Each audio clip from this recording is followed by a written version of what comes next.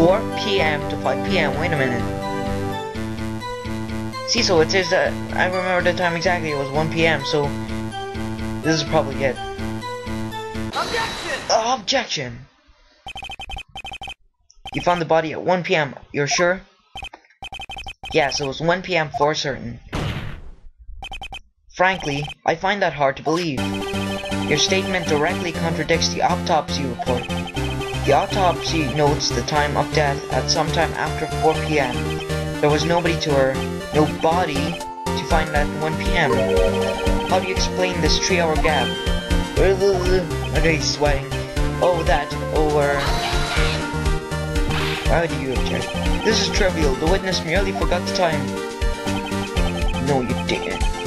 After this testimony, I find that hard to believe. Mr. Sawit, why were you so certain that you found the body at 1 p.m.? Gee, that's a really good question. Great job, Wright. Way to put him on the spot. That's all you have to do. Point out contradictions. Lies always beige it more lies. See through one, and their whole story falls apart. So that's pretty easy. Wait, I remember now.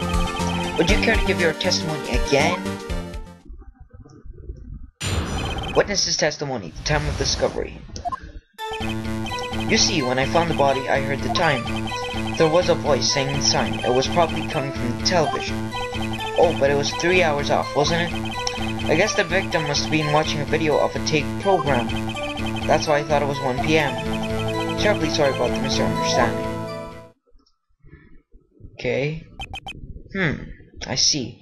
You heard a voice saying the time on a tape program. Mr. Wright, you may cross-examine a witness. Right. You know what to do. I've got this one. No, I don't. The time of discovery. You see, when I found the body, I heard the time. There was a voice saying the time. It was probably coming from the television. But it was 3 hours off, wasn't it? I guess the victim must have been watching a video of a tape program. Wait a second. 3 hours off. That's fine.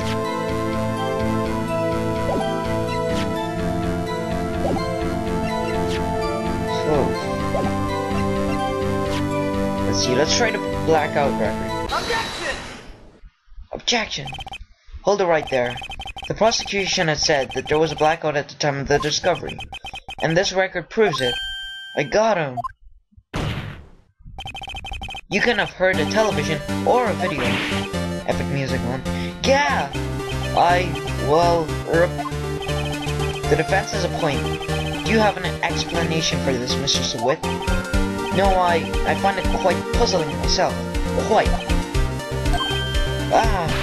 Wait, I remember now. Mr. Sawit, the court would prefer to hear an accurate testimony from the very beginning. These constant corrections are harming credibility. That, and you seem rather distraught. Yeah, he's sweating everywhere and he's moving around so much. My apologies, Your Honor. It must have been the shock of finding the body. Very well, Mr. Sawit. Let's hear your testimony once more, please. Witness's testimony, hearing the time. Actually, I didn't hear the time, I saw it. There was a table clock in the apartment, wasn't there? Yeah, the murder weapon. The killer used it to hit the victim. That must have been what I saw.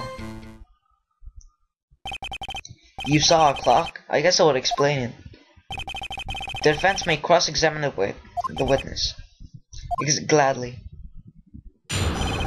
Cross-examination, hearing the time. Actually, I didn't hear the time, I saw it. There was a table clock in the apartment, wasn't there? Yeah, the murder weapon. The killer used it to hit the victim. That must have been what I saw. Wait a second. There's a table clock. A statue in the shape of the thinker. It's rather heavy. This isn't a clock, dude. Okay, let's present this. Wait just a moment. The murder weapon wasn't a clock. It was this statue. Now how is this supposed to be a clock? You with your objections and your evidence. Just who do you think you are? I'm a defense attorney. Just answer the question, Mr. Seward. Hey, I saw it there, okay? There's a clock. Your Honor, if I may. Yes, Mr. Payne? As the witness stated, this statue is indeed a clock. What? The neck is a switch. You just tilt it and it says the time out loud. As it doesn't look like a clock, I submitted it as a statue. My apologies. Does it look like a statue? I see. So the murder weapon was a table clock after all. Well, Mr. Wright, it appears that the witness's testimony was correct. This is a clock. Do you have any problems with his testimony yet? Yes, I do. Your Honor, there's a gaping hole in the witness's testimony. The only way he could have known the weapon was a clock is to hold it in his hand. Yet the witnesses testified that he never entered the apartment. Sorry guys, I was getting a block nose there, but anyways. Clearly a contradiction. Indeed. The witness knew it was a clock because he went into the apartment. Knew the victim, what the heck. You're lying! You were inside the apartment on the day of the murder. Oh yeah, prove it. Prove I went in there. I'll do better than that. I can prove you were the one who killed her. You struck her with the clock, and the shock of the blow triggered the clock's voice. That was the sound you heard! He's guilty. Order in the court. Intriguing. Please continue, Mr. Wright. Yes, Your Honor. Mr. Seward, the sound must have left quite an impression on you. Understandable, since the murder weapon spoke just as you hit the victim. The voice was burnt into your mind. That's why you were so certain about the time. Well, what's the meaning of this? This is all baseless conjecture.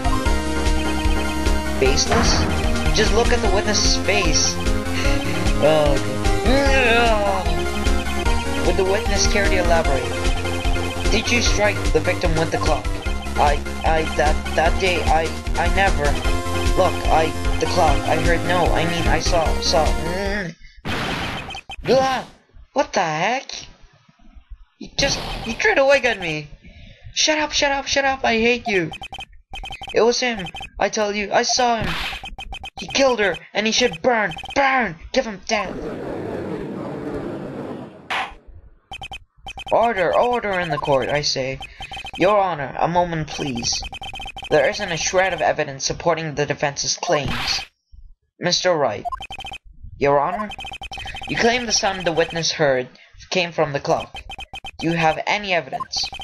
The whole case is riding on this. I'd better think it through carefully. Yes, Your Honor. The sound Mr. Seward heard was definitely this clock. A fact which is clear if you simply try sounding the clock, I guess. Let's sound the clock now, here in this court. Your Honor, may I have the clock? I ask the court to listen very carefully. I think it's 8:25. That certainly is a strange way to announce the time. Epic music again. Well, he is the thinker after all. So we've heard the clock. What are your conclusions, Mr. Wright? Mr. Payne, can you tell me what time it is now?